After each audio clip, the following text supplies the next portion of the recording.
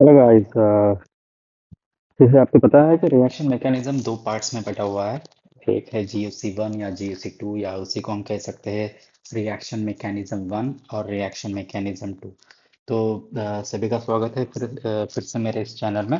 तो आज हम जनरली डिस्कस करने वाले हैं रिएक्शन मैकेनिज्म वन पर्टिकुलरली, जहाँ से आपको लगभग तीन क्वेश्चंस पॉसिबल है नीट और जेई के बेसिस की, अगर मैं बात करूंगा। ठीक है ना। तो देखिए इसमें कौन सी चीजें मेजरली हिंट किया जाता है या आ सकता है। सबसे पहले इसमें देखा जाता है बॉन्ड क्लीवेज का, जो कि सबको पता है कि बॉन्ड क्लीवेज या बॉन्ड ब्रेकिंग क्या होता है। ठीक है। फिर इसमें आता है, फिर इसमें आ जाता है रिएक्शन इंटरमीडिएट्स। काफी इंपॉर्टेंट पार्ट होगा ये वाला।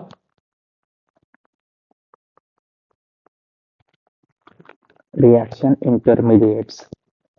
फिर इसमें आता है इलेक्ट्रॉनिक इफेक्ट्स,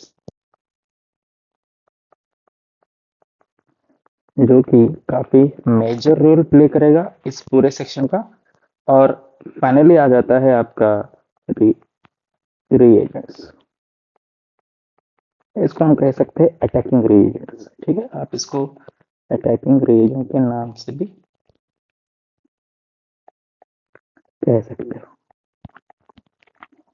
राइट। तो बॉन्ड क्लीवेज होता क्या है पर्टिकुलरली, मैं इसमें एक स्मॉल डिस्क्राइब कर सकता हूँ आपको। ठीक है, फिर उसके बाद आज हम पर्टिकुलरली चलते हैं रिएक्शन इंटरमीडिएट्स की ओर। और इसमें सबसे इंपॉर्टेंट रोल प्ले कर रहेगा आपका इलेक्ट्रॉनिक इफेक्ट्स। ठीक है। तो इस इलेक्ट्रॉनिक इफेक्ट्स में क्या क्या आ सकता है, जैसे आपने सुना होगा, जैसे कि inductive effects, inductive effect, mesomeric effect, hyper conjugation and so on. So these are the terms are likely to seen from the electronic effects. काफी इंपॉर्टेंट पार्ट है। ठीक है। अब आते हैं बच्चों हम कुछ बॉन्ड क्लीवेज की ओर। बॉन्ड क्लीवेज जनरली होता क्या है? बॉन्ड का ब्रेकिंग होना। किस बॉन्ड का ब्रेकिंग होना? जैसे कि अगर ऑर्गेनिक की बात करें तो हम कोवैलेंट बॉन्ड की ब्रेकिंग की बात करते हैं। तो कोवैलेंट बॉन्ड दो तरीके से ब्रेक हो सकता है। एक मैं इसको पर्टिकुलरली कह सकता हूँ होमोलाइटिक फ्यूजन। फ्यूजन माने ब्रेकिंग। देखिए होमो का मतलब क्या होता है? सिमिलर टाइप ऑफ ब्रेकिंग, यानी यहाँ पे इक्वली बॉन्ड ब्रेक होगा। Equally breaking of covalent bond.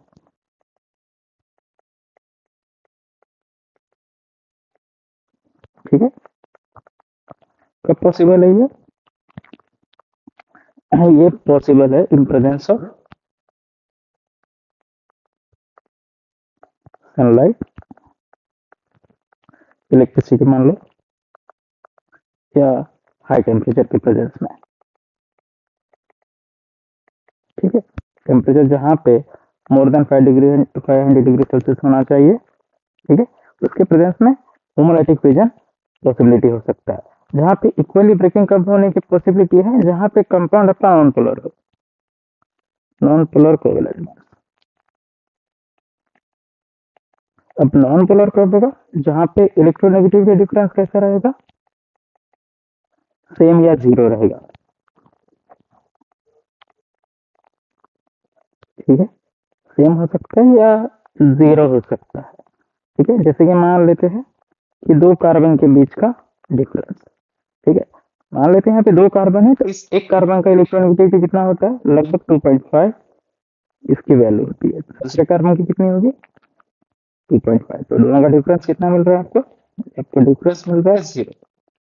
यानी ये वाला बॉन्ड किस तरह का बॉन्ड है? नॉन पोलर बॉन्ड है। ठीक है।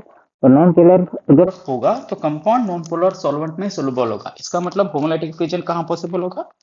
It possible, it also possible, it possible in non polar solvents. ठीक है ना। हल्के से मैं डिस्क्राइब कर रहा हूँ बच्चों। ठीक। फिर आते हैं बच्चों हम हेटेरोलाइटिक फ्यूजन की ओर। अब हेटेरोलाइटिक फ्यूजन क्या हो सकता है? हेटेरो का माने आपका डिफरेंस,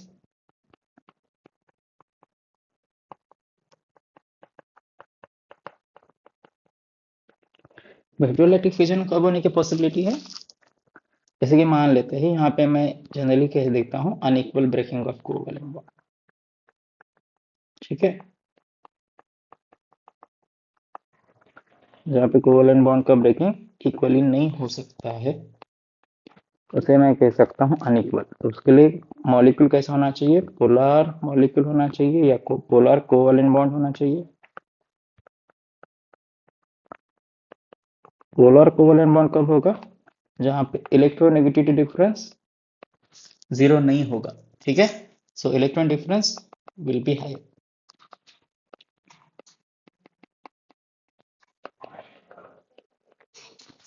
ठीक है ना, जीरो नहीं होगा, सेम नहीं होगा, डिफरेंट होना चाहिए, राइट। ये वाले कंपाउंड कहाँ पे पॉसिबिलिटी होगा, जनरली अगर मैं कहूँगा कि लो टेम्परेचर के प्रेजेंस में होगा या पोलर सॉल्वेंट के प्रेजेंस में होगा। ठीक है, सोलर पोलर सॉल्वेंट के प्रेजेंस में होगा। ये फ्यू एग्जांपल्स है जहाँ पे हेटेरोलाइटिक फ्यूजन हो सकता है। चलो मान लेते हैं कि यहाँ पे कार्बन नहीं है, मैं यहाँ पे लगा देता हूँ क्लोरीन को। यहाँ पे कार्बन और क्लोरीन का बॉन्डिंग हो रहा है। तो अगर मैं कह देता हूँ कार्बन का इलेक्ट्रोनेगेटिविटी 2.5 है तो क्लोरीन का आपका रहेगा 3.16। तो दोनों का डिफरेंस काफी ज्यादा मिल रहा है।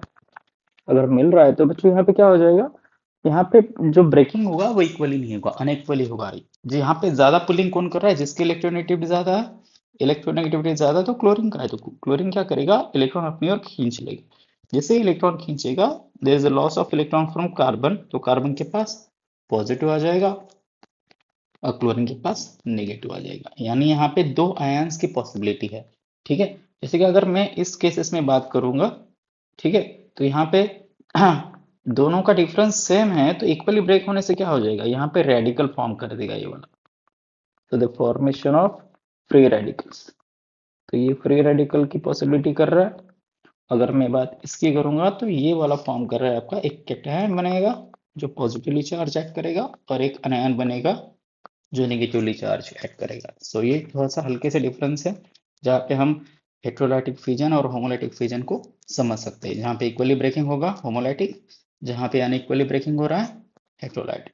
ठीक है, चलो अब आते हैं एक इंटरमीडिएट के पास, जो कि काफी इंपॉर्टेंट रोल है इस पूरे कंसेप्ट का, रिएक्शन इंटरमीडिएट्स।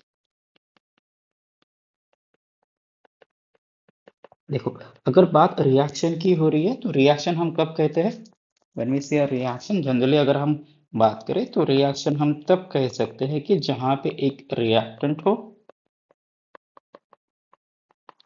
उसका कन्वर्जन हो रहा है आपका प्रोडक्ट में, इसे मैं कहता हूं एक रिएक्शन। रिएक्टेंट जो substance will take part in a reaction, product क्या होगा, a new substance form after the reaction.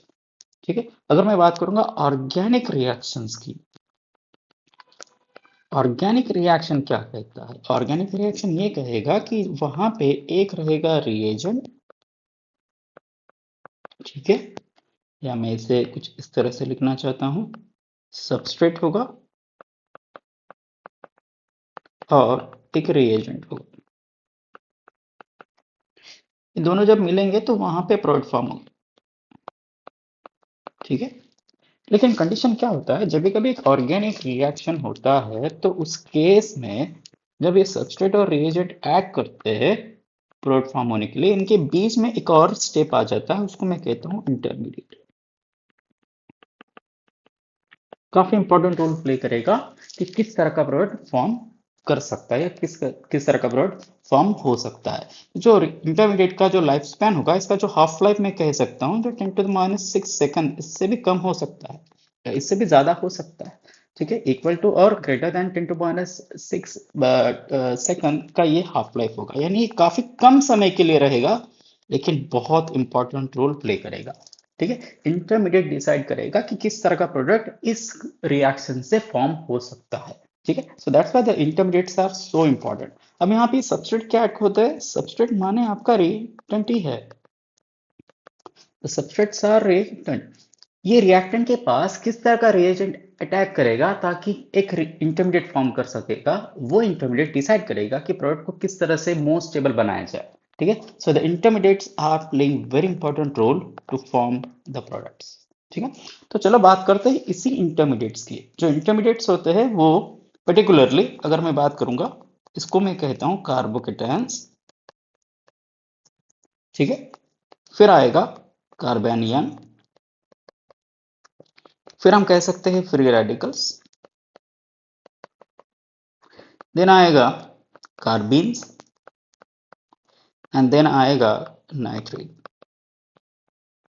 So these are the five most important reaction intermediate usually occur during the organic reactions। ठीक है, तो सबसे पहले हम cover करते हैं कार्बोकेटायन की ओर। तो कार्बोकेटायन क्या हो सकता है, कब कहना चाहिए और कब फॉर्म करेगा? Right, carbocation. कार्बोकेटायन जहां पे कार्बन के पास एक पॉजिटिव चार्ज हो। ठीक है, the carbon carries positive charge, इसको नोन एज कार्बोकेटायन। ठीक है, carbon with cation is called as carbocation. अब इस कार्बोकेटायन की अगर मैं बात करूंगा तो कार्बन के पास देखिए कितने इलेक्ट्रॉन्स जुड़े हुए हैं। ठीक है, यहाँ पे 3 सिग्मा बॉन्ड है। 3 सिग्मा बॉन्ड यानी यहाँ पे बन गए 6 इलेक्ट्रॉन्स, क्योंकि एक सिग्मा बॉन्ड 2 इलेक्ट्रॉन कैरी करेगा। ठीक है, कार्बन विथ 6 इलेक्ट्रॉन्स। ठीक है, 6 इलेक्ट्रॉन्स विथ, ऐसे करूंगा, इलेक्ट्रॉन्स विथ 1 पॉजिटिव चार्ज। ठीक है, पॉजिटिव चार्ज कब आएगा? In the loss of electron. जब लॉस ऑफ इलेक्ट्रॉन होगा तो ये वाला कार्बन किस तरह का होगा? इलेक्ट्रॉन डिफिशिएंट सेंटर होगा। ठीक है, it is electron deficient centre, एक इलेक्ट्रॉन डिफिशिएंट सेंटर की तरह एक्ट करेगा। ठीक है ना। अब देखिए यहाँ पे जो 6 इलेक्ट्रॉन्स है कार्बन के पास, यानी एक इवन नंबर के इलेक्ट्रॉन्स है। जब भी कहाँ पे इवन नंबर के इलेक्ट्रॉन्स होते हैं वो हमेशा डायमैग्नेटिक होते हैं। ठीक है ना, और जब भी कभी ऑड नंबर के इलेक्ट्रॉन्स रहेंगे, ठीक है ना, तो वो रहेगा आपका पैरामैग्नेटिक। अब इन दोनों में क्या डिफरेंस होगा डायमैग्नेटिक और पैरामैग्नेटिक में? जो डायमैग्नेटिक है वो मैग्नेटिक फील्ड को रिपेल करेगा। ठीक है ना, क्या करेगा? रिपेल करेगा, मैग्नेटिक फील्ड को रिपेल करेगा। और वो पैरामैग्नेटिक क्या होगा? मैग्नेटिक फील्ड को स्लाइटली अट्रैक्ट करेगा। ठीक है ना, पैरामैग्नेटिक वो होते हैं जहां पे मैग्नेटिक फील्ड को स्लाइटली अट्रैक्ट करते हैं। आपको और एक कंसेप्ट पता होगा, फेरोमैग्नेटिक। ये फेरोमैग्नेटिक कौन दिखाते हैं? Transition elements. ठीक है ना, ये फेरोमैग्नेटिक क्या होते हैं कि जो मैग्नेटिक फील्ड को स्ट्रांगली अट्रैक्ट करते हैं। ऐसे कंपोनेंट को कहा जाता है फेरोमैग्नेटिज्म या फेरोमैग्नेटिक। राइट, ठीक है। तो ये फेरोमैग्नेटिक, अगर आपको पता होगा कि फेरोमैग्नेटिक से हम क्या बना सकते हैं? सोलोनाइड। Everybody knows that. ठीक है, पता चल गया होगा कि सोलोनाइड क्या होगा। सोलोनाइड वो कंपोनेंट है जहां पे आप परमानेंट मैग्नेट को फॉर्म कर सकते हो by using some alloys, by using iron you can say. ठीक है ना, वो तभी पॉसिबल है जहां पे फेरोमैग्नेटिक क्या कर रहा है? स्ट्रांगली मैग्नेटिक फील्ड सपोर्ट कर रहा है, ताकि वो वाला पर्टिकुलर कंपोनेंट परमानेंट मैग्नेट में बन जाए या कोशिश हो जाए। राइट, ठीक है। सो ये थोड़ा सा हल्के से डिफरेंस होता है कि मैग्नेटिज्म के बारे में, कि जहाँ पे डायमैग्नेटिक क्या होता है या पैरामैग्नेटिज्म क्या होता है। तो अगर बात मैं इसकी करूंगा, कार्बन कैरीज 6 इलेक्ट्रॉन्स, यानी ये 6 इलेक्ट्रॉन इवन नंबर होगा, तो इवन नंबर के इलेक्ट्रॉन्स क्या करते हैं? They act as a diamagnetism. Hence हम ऐसे लिख सकते हैं, having even number of electrons, having even number of electrons with carbon may repel magnetic field। ठीक है ना, ये मैग्नेटिक फील्ड को रिपेल कर सकता है। Hence therefore they are, that is they are diamagnetic, यानी ये डायमैग्नेटिक की तरह बिहेव कर सकता है। ठीक है, नाउ फ्यू मोर थिंग्स। अगर कार्बन ने अपने इलेक्ट्रॉन लूज किए हैं तो इसका मतलब कि कार्बन को इलेक्ट्रॉन की जरूरत है। अगर इलेक्ट्रॉन की जरूरत है इसका मतलब क्या हो सकता है कि अगर कोई कार्बन को इलेक्ट्रॉन दे रहा है तो उस केस में कार्बन मोर स्टेबल बनेगा। यानी कौन दे सकता है? जो डोनेटिंग ग्रुप होगा। ठीक है, यानी जो इलेक्ट्रॉन डोनेटिंग ग्रुप होते हैं, इलेक्ट्रॉन डोनेटिंग ग्रुप क्या कर सकते हैं? स्टेबिलिटी ऑफ कार्बोकेटायन बढ़ा सकते हैं। ठीक है ना, स्टेबिलिटी ऑफ कार्बोकेटायन बढ़ा सकते हैं। सो electron donating group increases stability of carbocation. अगर कार्बोकेटायन को इलेक्ट्रॉन मिल जाए तो कार्बन स्टेबल बन जाएगा। ठीक है, तो इसका मतलब क्या हो सकता है? क्या हम ऐसे लिख सकते हैं, मान लेते हैं इलेक्ट्रॉन विड्रॉइंग ग्रुप हो जाए तो क्या हो जाएगा? स्टेबिलिटी घट जाएगा, इनवर्सली प्रोपोर्शनल बन जाएगा। ठीक है ना, so the stability of carbocation will decreases in presence of electron withdrawing group, right? क्या दो चीज में कह सकता हूं? What is ADG? Electron donating group. अगर कोई कार्बन को इलेक्ट्रॉन देने वाला मिल गया तो कार्बन स्टेबल बन जाएगा। वही अगर कार्बन से कोई और इलेक्ट्रॉन पुलर मिल गया, अगर इसी कार्बन को कहीं जुड़ गया जो इलेक्ट्रॉन कार्बन के खींच रहा है, तो उस केस में क्या हो जाएगा? ऑलरेडी डिफिशियंट है तो उसकी स्टेबिलिटी घट जाएगी। ठीक है, अगर मैं पर्टिकुलरली बात करूंगा जहां जहां पे कार्बोकेटायन होते हैं, wherever there is a carbocation, तो सबसे इंपॉर्टेंट पार्ट कि कार्बन हमेशा रीअरेंजमेंट दिखाता है। तो wherever there is a carbocation rearrangement is possible. काफी इंपॉर्टेंट पार्ट है ये,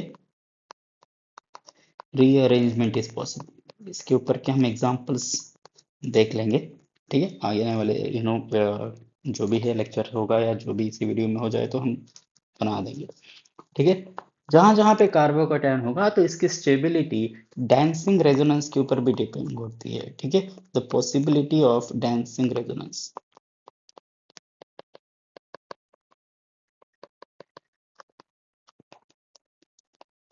डांसिंग रेजोनेंस काफी इंपॉर्टेंट टर्म होगा ये वाला, डांसिंग रेजोनेंस। इसको मैं कह सकता हूँ सिग्मा रेजोनेंस। जहां जहां पे सिग्मा का रेजोनेंस होगा तो उसको मैं ये भी कह सकता हूँ हाइपर कॉन्जुगेशन। कॉन्जुगेशन किसका होगा? पाई बॉन्ड का। और जब सिग्मा बॉन्ड कॉन्जुगेशन करने लगेगा तो उसको हम क्या कहेंगे? Hyper conjugation. इसी को हम क्या कह सकते हैं? Dancing resonance. राइट, ठीक है। फ्यू थिंग्स फिर से रिपीट कर रहा हूँ कि carbon with 6 electrons carries 1 positive charge, carbocations electron deficient centre है because carbon should have 8 electrons, लेकिन इसके पास 6 इलेक्ट्रॉन है तो डिफिशिएंट बन चुका है। इवन नंबर के इलेक्ट्रॉन होने से कार्बन के पास, तो कार्बन मैग्नेटिक फील्ड को रिपेल कर सकता है, hence may be act as an diamagnetic. अगर कार्बन को कोई इलेक्ट्रॉन डोनेटिंग ग्रुप मिल गया तो कार्बन क्या हो जाएगा? स्टेबल बन जाएगा। वही पुलर मिल गया, इस केस में विट्रॉइंग मिल गया तो कार्बोकेटायन की स्टेबिलिटी घट जाएगा। जहां जहां पे कार्बन कार्बोकेटायन होगा तो वहां पे क्या होगा? रीअरेंजमेंट पॉसिबल होगा। जहां जहां पे कार्बोकेटायन होगा तो वहां पे डांसिंग रेजोनेंस की पॉसिबिलिटी होती है जो स्टेबिलिटी बढ़ाने में कोशिश करती है। ठीक है, few more things। कार्बोकेटायन का इंटरमीडिएट हमें कहाँ कहाँ मिल सकता है? In the following reaction. हाँ, तो in the following reaction carbocation act as intermediate. ठीक है, जैसे कि let me explain SN1 reaction. ठीक है, SN1 मैकेनिज्म में carbocation as a stable intermediate मिलेगा। अगर मैं बात SN2 की करूंगा तो SN2 में इंटरमीडिएट नहीं होगा तो वहां पे क्या होगा? ट्रांजिशन स्टेट होगा। ठीक है ना, तो ये चीजें आपको पता रहेगी। सो SN1 रिएक्शन सेकंड इज जैसा जहां जहां पे SN1 आएगा तो SN1 is compared with E1 elimination. whereas अगर मैं बात करूंगा SN2 की, जहां जहां भी SN2 आएगा तो वहां पे E2 आ जाएगा। ठीक है ना, अगर SN1 में स्टेबल इंटरमीडिएट है तो अल्टीमेटली E1 में भी स्टेबल इंटरमीडिएट मिल जाएगा। ठीक है, third case electrophilic addition reaction. अब इलेक्ट्रोफिलिक एडिशन रिएक्शन कहाँ किया जाता है, किसके साथ किया जाता है, किस कंपाउंड में हो सकता है? So the addition reaction of alkenes and alkyne, क्योंकि यहाँ पे पाई बॉन्ड्स है, ठीक है ना। तो जहां जहां पे पाई बॉन्ड होगा वहां वहां पे इस तरह का रिएक्शन होगा, एडिशन रिएक्शन होगा। तो सिग्मा बॉन्ड के केसेस में क्या रहेगा? तो सिग्मा बॉन्ड के केसेस में आपका रहेगा substitution, where as addition reaction कहाँ रहेगा आपका? पाई बॉन्ड के केस में, ठीक है। तो ये चीजें हैं कि इन केसेस में हमें कार्बोकेटाइन क्या है समझ चुके हैं।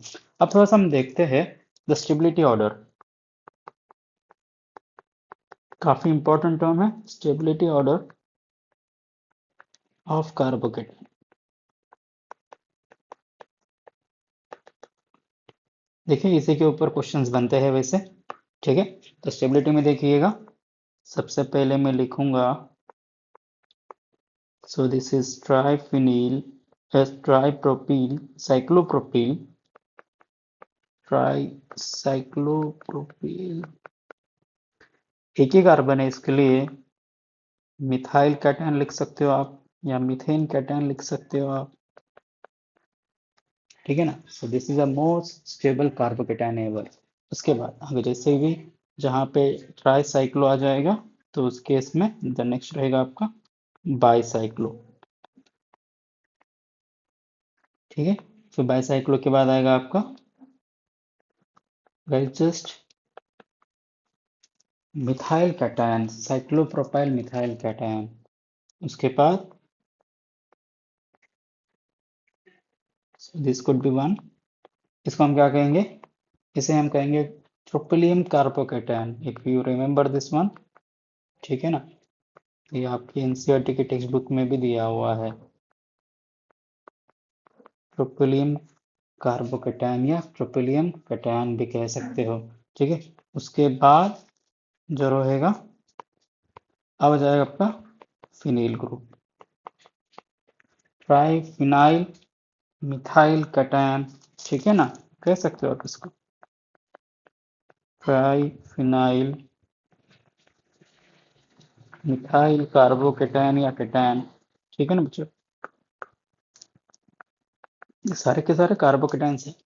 जहाँ पे ट्राइफिनाइल आता है तो ट्राइफिनाइल किसके कंपैरिजन में रहेगा? The triphenyl gets compare with allylic carbocation, ठीक है ना। तो जहाँ जहाँ पे ट्राइफिनाइल होगा तो वहाँ पे टर्शरिक अलाइल भी आ जाएगा। तो ये चीजें याद रखना कि दोनों की स्टेबिलिटी इक्वली होती है। आई can right this is tertiary allylic carbocation, ठीक है ना बच्चों। तो जहाँ जहाँ पे ट्राइफिनाइल आ जाएगा तो नेक्स्ट केस में क्या आ जाएगा? ऑब्वियस है वहां पे अलाइलिक आ जाएगा, which one? Tertiary one.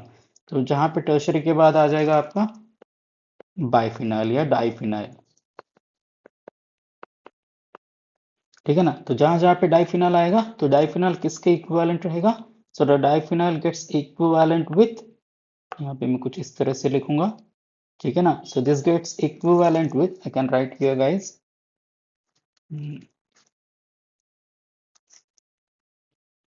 so this secondary allylic carbocation, let me write here, तो ये बनेगा आपका सेकेंडरी अलाइलिक कार्बोकेटायन। ये सारी चीज आपको प्रैक्टिस करनी होगी, तब तक ये चीजें याद नहीं रहेगी, ठीक है ना। तो अब यहाँ पे होगा ट्राइफिनाइल, देन बाइफिनाइल, अब आएगा फिनाइल, ठीक है ना बच्चों।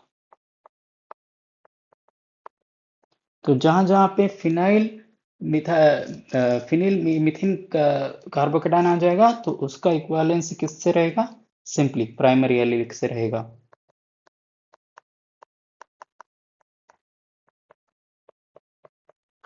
So this is primary allylic carbocation. चीजें कंटिन्यू हो रही है स्टेबिलिटी ऑर्डर के। So afterwards, I'll go with here the tertiary carbocation. Everybody knows that. Tertiary के बाद आएगा आपका सेकेंडरी कार्बोकेटायन, ठीक है ना। सो सेकेंडरी के बाद आएगा आपका प्राइमरी कार्बोकेटायन।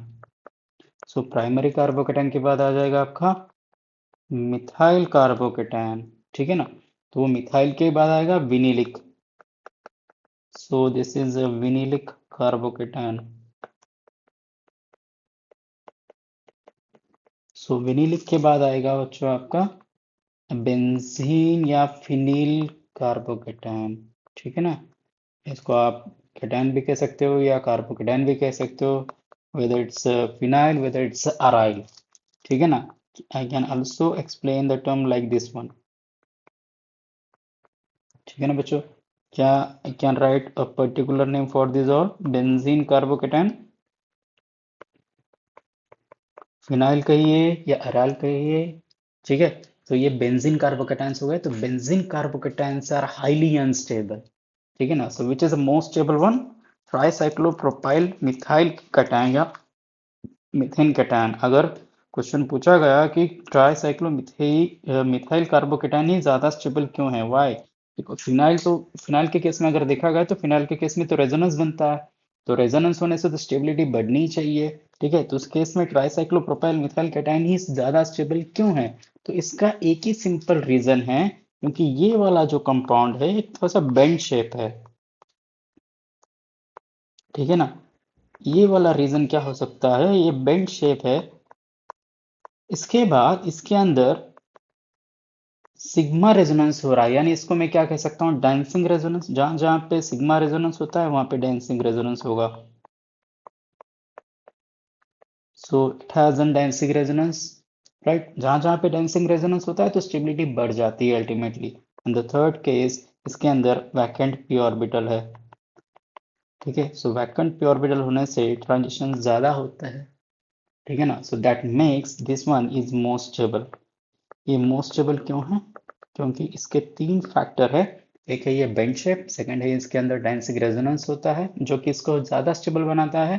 ठीक है, एंड थर्ड पार्ट क्या है कि इसके अंदर वैकेंट पी ऑर्बिटल एग्जिस्ट करता है। सो ये पर्टिकुलर थिंग्स फॉर द कार्बोकेटायंस। कार्बोकेटायंस काफी इंपॉर्टेंट टर्म है बच्चों पूरे के इंटरमीडिएट्स के केसेस में। तो tricyclopropyl methyl cation, why is most stable, the reasons are here, because it is a having a bend shape, vacant p orbital and dancing resonance। ठीक है ना, क्या क्या हो सकता है, ट्राइसाइक्लोप्रोपाइल के बाद आएगा आपका बाईसाइक्लो, फिर आएगा मोनोसाइक्लो। मोनोसाइक्लो या आप कह सकते हो इसको साइक्लोप्रोपाइल मिथाइल कैटायन।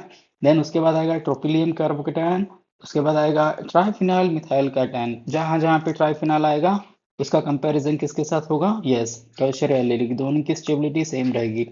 जहां जहां पे सेकेंडरी या डाइफिनाइल आ जाएगा तो उसका कंपैरिजन किसके साथ होगा, सेकेंडरी एलिलिक के साथ होगा। ठीक है, जहां जहां पे आपका फिनाइल मिथाइल का कार्बोकेटायन आ जाएगा तो उस केस में उसका जो स्टेबिलिटी किसके साथ मैच कर सकती है या इक्विवेलेंट रह सकती है, प्राइमरी के साथ। उसके बाद आएगा आपका tertiary, then secondary, then primary carbocations, then methyl carbocation, then vinyl के बाद आएगा आपका बेंजीन जो कि सबसे लेस स्टेबल एग्जिस्ट करता है। ठीक है, so these are the few things about the carbocations. अब बात करते हैं हम दो जो मेजर रीजंस है कि मैंने आपको कहा था कि जहां जहां पे कार्बोकेटायन होता है तो वहां पे क्या हो सकता है, रीअरेंजमेंट पॉसिबल हो सकता है। ठीक है ना, तो लेट्स ट्राई टू अंडरस्टैंड कि रीअरेंजमेंट होता क्या है, what is the meaning of rearrangement of carbocation.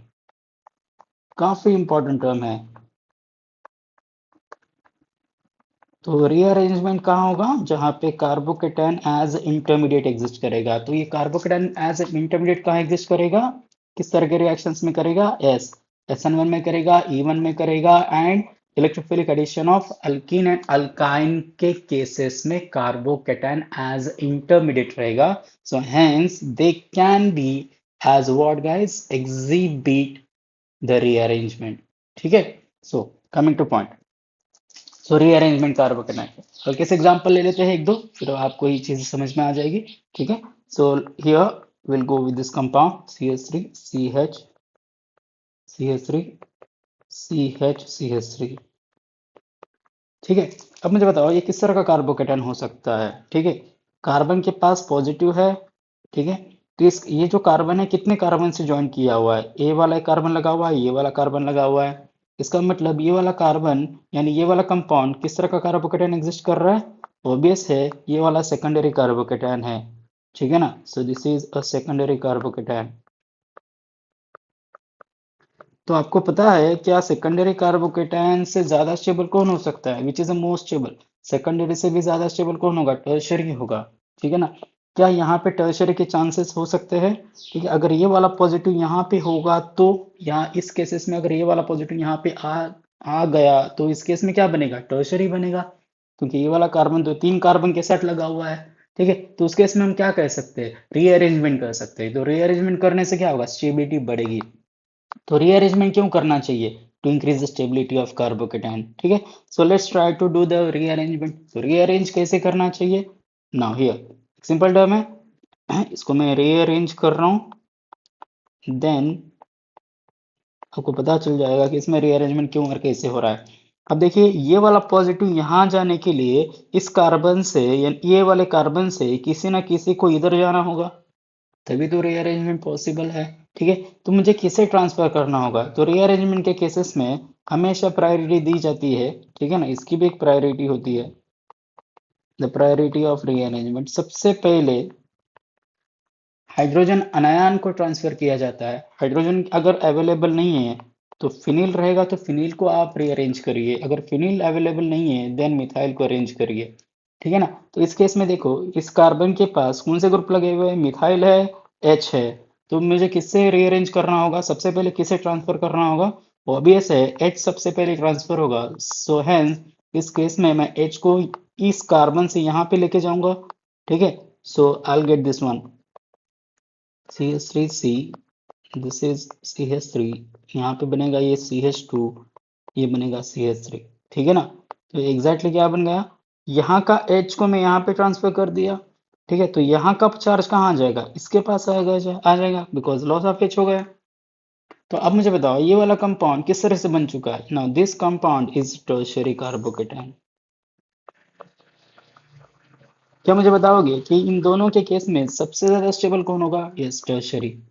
ठीक है, so tertiary carbocation is most stable. इसी के केस में क्या हो जाएगा? रीअरेंजमेंट होगा। तो जहां पे स्टेबिलिटी बढ़ने की बात आएगी या कार्बोकेटाइन की स्टेबिलिटी बढ़ने की बात होगी तो वहां पे रीअरेंजमेंट कंपलसरी होगा। ठीक है, हमेशा होगा? नहीं, हमेशा नहीं होगा। सिर्फ कहाँ पे हो सकता है ये पॉसिबिलिटी? जहां जहां पे carbocation as a intermediate possibility बना रहा है। ठीक है, जैसे कि SN1 में बनाएगा, E1 में बनाएगा, एंड ये एडिशन रिएक्शन में कार्बोकेटाइन एज ए इंटरमीडिएट मिलेगा, उसी केस में रीअरेंजमेंट की पॉसिबिलिटी बढ़ जाती है। ठीक है, अब इसी चीज को मैं थोड़ा सा डीपली एक्सप्लेन करना चाहता हूँ। ठीक है, हमेशा देखिए, फिनाइल ग्रुप के पास तो इलेक्ट्रॉन डोनेटिंग ग्रुप भी हो सकते हैं, इलेक्ट्रॉन विड्रॉइंग ग्रुप भी हो सकते हैं। क्या ये हमेशा पॉसिबल है? नहीं। ठीक है, इसका एक पर्टिकुलर ऑर्डर है। ठीक है, जैसे कि H होगा तो H को पहले आप शिफ्ट करिए, रीअरेंज करिए। अगर H पॉसिबल नहीं है तो फिनाइल है, तो फिनाइल में केसेस में अगर फिनाइल के पास इलेक्ट्रॉन डोनेटिंग ग्रुप लगा हो तो उसे आप शिफ्ट करिएगा। अगर इलेक्ट्रॉन डोनेटिंग ग्रुप नहीं है तो फिनाइल को शिफ्ट करिएगा। अगर फिनाइल ग्रुप नहीं है तो उस केस में अगर इलेक्ट्रॉन विड्रॉइंग ग्रुप हो तो उस पार्ट को शिफ्ट करिएगा। ठीक है, अगर ये वाला नहीं है तो अब आपके पास आएगा मिथाइल ग्रुप। देखिए, मिथाइल जब कार्बन अनायन आ रहा है तो कार्बन अनायन में सबसे पहले आप शिफ्ट कराओगे टर्शियरी को। ठीक है ना?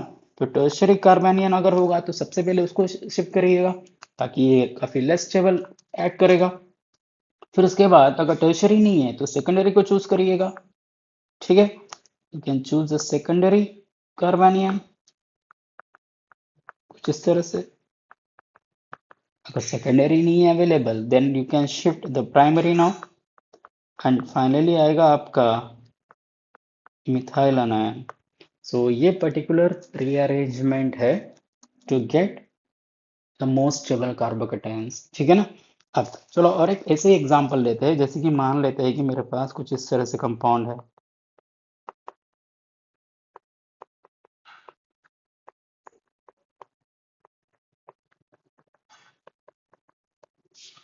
नो, इस केस में बताइएगा ये वाला कंपाउंड किस तरह से एग्जिबिट कर रहा है?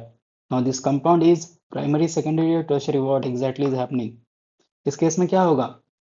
ये वाला देखिए, पॉजिटिव चार्ज कहाँ पे लगा हुआ? इस कार्बन को। इस कार्बन के पास कितने कार्बन लगे हुए? 2 कार्बन लगे हुए, यहाँ पे एक है और यहाँ पे एक है।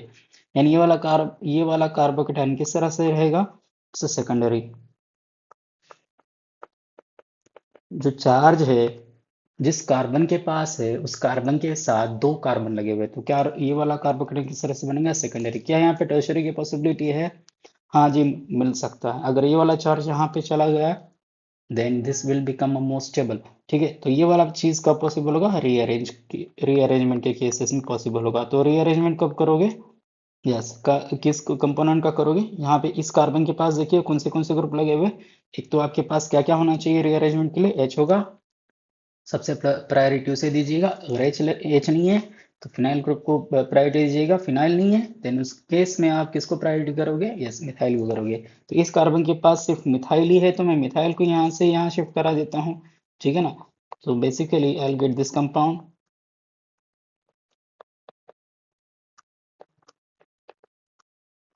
So I made to shift this one. मैंने इसको यहाँ पे शिफ्ट करा दिया तो ये बन गया कुछ इस तरह से। अब मुझे बताओ इस कार्बन के पास जो चार्ज है वो कितने कार्बन से लगा हुआ है? 3 carbon. So hence this is tertiary carbocation. Now this carbocation is most stable again. तो रीअरेंजमेंट वही पॉसिबल होगा जहां पे कार्बोकेटायन एज इंटरमीडिएट रहेगा। ठीक है ना? हालांकि ये कई और केसेस में नहीं हो सकता है। राइट, चलो मान लेते हैं कि मेरे पास कुछ इस तरह से कंपाउंड है। Let me go with this one again.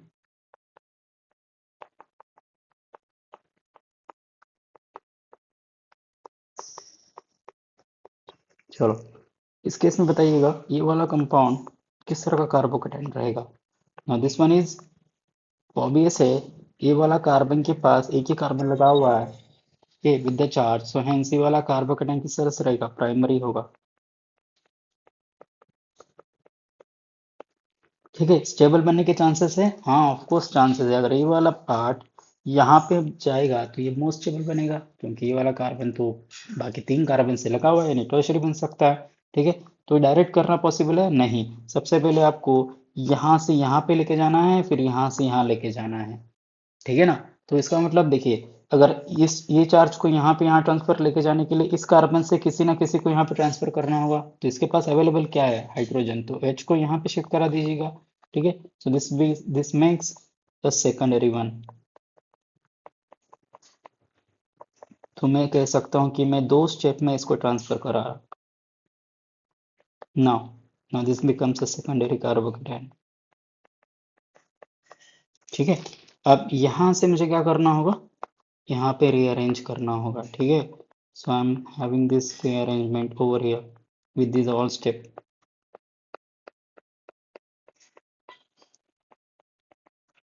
ठीक है गाइस, तो यहाँ से अब ये वाला चार्ज यहाँ जाने के लिए मुझे किसका शिफ्ट करना होगा? ऑब्वियस है, यहाँ पे एच लगा हुआ है तो एच को शिफ्ट कराइएगा क्योंकि प्रायोरिटी के बेस में सबसे पहले किसे शिफ्ट कराओगे? एच। अगर एच अवेलेबल है then make it rearrange of H. H नहीं है तो फिनाइल, फिनाइल नहीं है तो मिथाइल के केसेस में। ठीक है, सो इन जनरली अब इसे मुझे क्या करना होगा गाइस? सिंपल है, CH3 यहाँ पे CH3 CH2 बना देता हूँ और यहाँ पे CH2 ये चार्ज गया आपका टर्शरी कार्बोकेटायन। काफी सिंपल है बच्चों। ठीक है, तो प्राइमरी अगर होगा तो उस केस में मुझे क्या करना है? टर्शरी की ओर लेके जाना है अगर पॉसिबिलिटी होगा तो। ठीक है ना? ना जैसे कि जिस तरह से हमने देखा है कि द रीअरेंजमेंट, उस तरह से अगर मैं थोड़ा सा साइक्लिक कंपाउंड की बात करूंगा तो साइक्लिक कंपाउंड जो होता है वो 2 तरीके की चीजें एग्जिबिट करेगा। एक करेगा एक्सपांशन ऑफ रिंग, ठीक है, दूसरा करेगा कॉन्ट्रैक्शन ऑफ रिंग। ठीक है, कब होगा? whenever they are act as an intermediate। ठीक है ना? so let me have this one। so guys इस केस में बता दीजिए ये वाला कंपाउंड किस तरह से रहेगा। now this compound is carbocation ही है लेकिन साइक्लिक कंपाउंड लगा हुआ है। ठीक है ना? तो साइक्लिक कंपाउंड के केस में अगर इस कार्बन की बात करूँ तो ये प्राइमरी बन रहा है। तो as we know the primary is less stable. ठीक है ना? अगर मैं साइकिल की बात करूंगा तो ये वाला साइकिल कितने मेंबर का है? 4 मेंबर का है। ठीक है, तो अगर 4 मेंबर रिंग है तो इसका मतलब लेस स्टेबल है। सबसे हाईली स्टेबल कौन सा रिंग होगा? 6 मेंबर। ठीक है ना? तो 6 member is more stable than 5 member than 4 member. Right, ठीक है, तो यहाँ पे देखिए इस कंपाउंड में ओवरऑल कितने कार्बन है? The overall carbon is, yes, अगर पूरे मिला के काउंट करूंगा so the compound is having how many carbon? 5। ठीक है, ओवरऑल 5 कार्बन। तो मुझे 4 से क्या बन सकता है? 5 बन सकता है। Right, so hence I can make this the rearrangement over here, ठीक है ना। तो इसको मैं रीअरेंज कर लेता हूँ हल्के से कुछ इस तरह से, राइट गाइस। चलो कुछ इस तरह से देखिए। तो रीअरेंज करने के लिए क्या करना होगा, नेबरिंग कार्बन को ब्रेक करना होगा। तो मैं क्या करूंगा भाई, इसको यहाँ से यहाँ पे ट्रांसफर करा देता हूँ। अगर मैं इसको यहाँ से यहाँ ट्रांसफर कर दूंगा तो मुझे कुछ इस तरह से हल्के से नजर आएगा,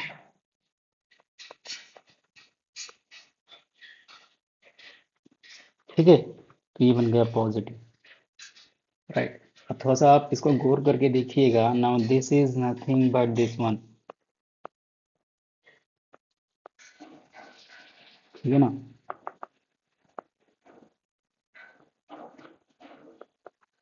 ये तो बन गया, राइट।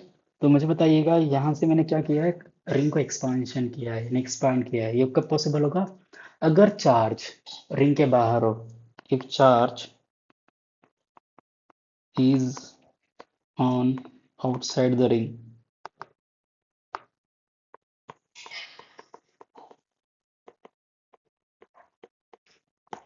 रिंग के बाहर होगा एक्सपांशन।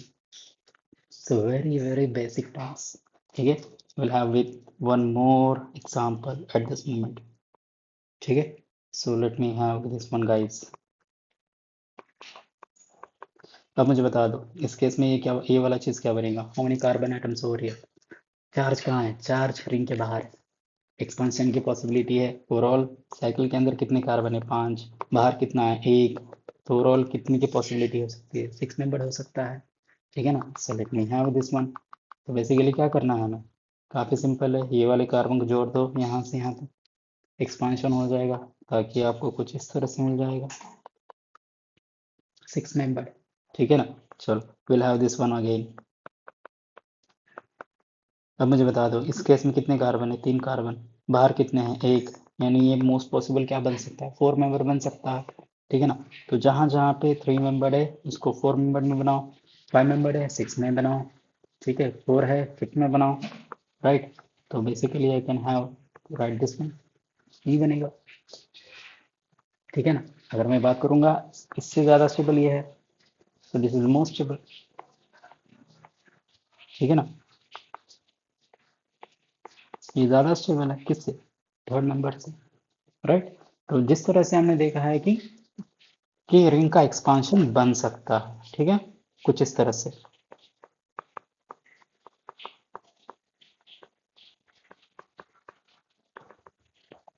कॉन्ट्रैक्शन, अब कॉन्ट्रैक्शन ऑफ रिंग कब होगा, देखिए काफी सिंपल है।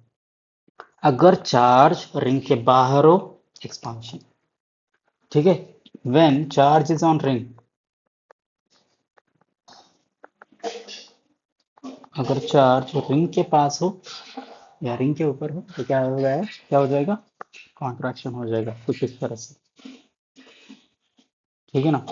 अगर ये वाला इंटरमीडिएट मिल रहा है मुझे किसी कंपाउंड में या किसी रिएक्शन में, तो इस केस में क्या बनेगा, now this one will have, ये वाला ब्रेक होगा और ये वाला जुड़ जाएगा इस कार्बन के साथ, ठीक है ना। तो कुछ इस तरह से मुझे कंपाउंड मिलेगा,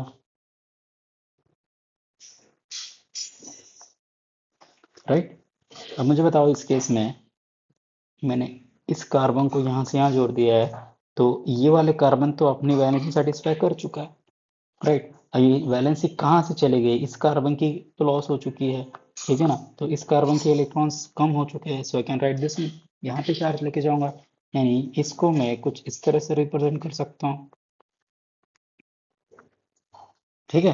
कब होगा कॉन्ट्रैक्शन, जब रिंग के ऊपर चार्ज होगा। काफी सिंपल डम बता रहा हूँ गाइस, ठीक है। अब देखिए, when the charge is on the ring what will happen at this moment, क्या हो जाएगा, चलो इससे इस यहाँ पे भेज दीजिएगा, तो ये कुछ इस तरह से नजर आएगा, देखिएगा, ठीक है ना। ये कुछ इस तरह से, तो इस कार्बन के इलेक्ट्रॉन लूज हो चुके हैं, so hence I can make it right the charge on here. क्या मैं इसको ऐसे रिप्रेजेंट कर सकता हूँ, दोनों एक ही है, राइट, ठीक है। सो कॉन्ट्रैक्शन कब होगा, contraction when the charge is on the ring, contraction. ये सारी चीज का पॉसिबिलिटी है when this all things happen, ये कब पॉसिबिलिटी होगा? It's only happen during the reaction. Which reactions? SN1 E1 और एडिशन ऑफ अल्कीन और अल्काइन के ऊपर अगर रिएक्शन बन रहा है तो उस केस में कार्बोकेटाइन एज इंटरमीडिएट रहेगा, और उसी केस में आपको ये सारे चीजें देखने को मिलेगी। ठीक है ना? तो यहाँ पे तीन चीजें आपको काफी इंपॉर्टेंट याद रखनी है। एक है वो स्टेबिलिटी ऑर्डर, राइट? और स्टेबिलिटी कब बनती है? जब इलेक्ट्रॉन डोनेटिंग ग्रुप होगा कार्बन के पास, then the carbon becomes most stable, right? तीसरी चीज क्या है बच्चों इस केस में? कि इसके अंदर रीअरेंजमेंट होगा। तो रीअरेंजमेंट कब होगा? जहां पे carbocation as a intermediate add करेगा। कब होगा? The reactions of SN1 E1 and electrophilic addition reactions के केसेस में। ठीक है? तो यही पॉसिबल चीजें हैं इस पूरे कार्बोकेटाइन के केसेस में। होप यू गाइस कि आपको सब चीजें समझ में आ चुका है।